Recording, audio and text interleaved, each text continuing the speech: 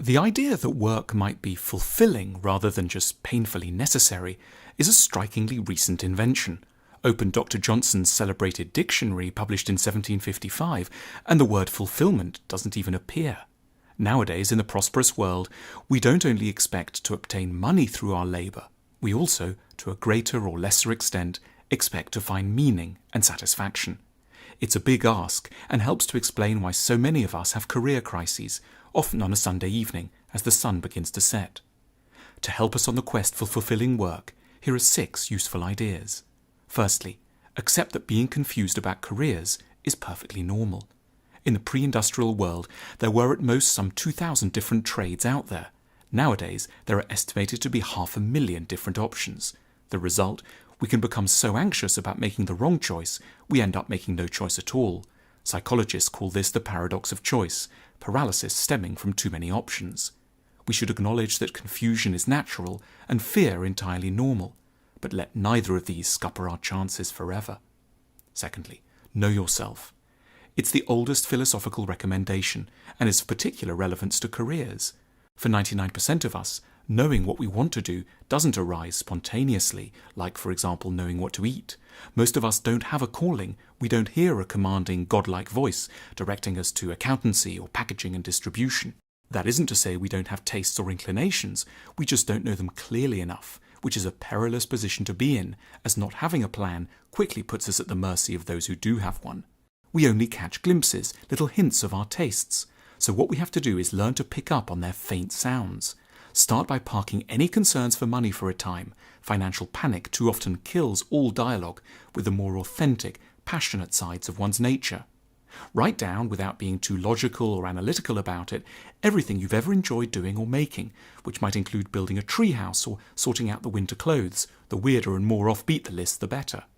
In the long and confused tangle that follows, there will somewhere be the shape of an ideal future working self. But it'll be very messed up and in need of being analysed thoroughly. That's where philosophy comes in. Philosophy is the art of clearing up and demanding logic of our first thoughts. Thirdly, think a lot.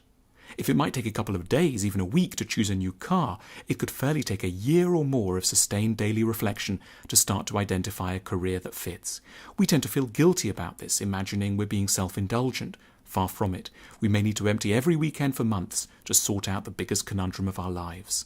To make sure we don't continue to spend the rest of our lives trapped in a job unwittingly chosen for us by our unknowing 16-year-old selves, we need to be properly generous about the amount of time we'll need to give this. Fourthly, try something.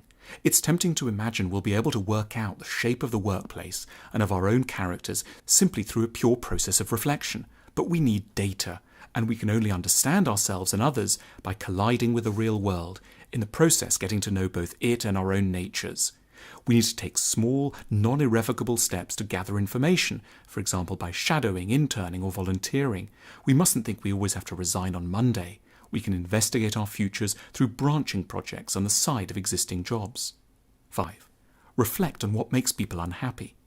Every successful business is at heart an attempt to solve someone else's problem. The bigger and more urgent the problem, the greater the opportunity. To flex your entrepreneurial muscles, consider an average day and everything in it that might make someone unhappy, from losing the house keys to finding the food a little greasy to arguing yet again with their spouse. Each of these is a business opportunity waiting to be exploited. It's a chance for us to serve, which is what work really is. It's easy to imagine that everything's been done and tried. Nonsense. We're unhappy enough for capitalism to have many more centuries of invention and creativity to it. 6. Be confident. So many bad self-help books are about confidence, it can be tempting to dismiss the whole topic as nonsense. But in a peculiar and rather humbling way, it truly does seem as if the difference between success and failure is sometimes nothing less than the courage to give it a go. The ability to imagine oneself into a role, to surmise one doesn't need to ask anyone for permission, that many of the top positions simply belong to those who dare to boldly ask for them.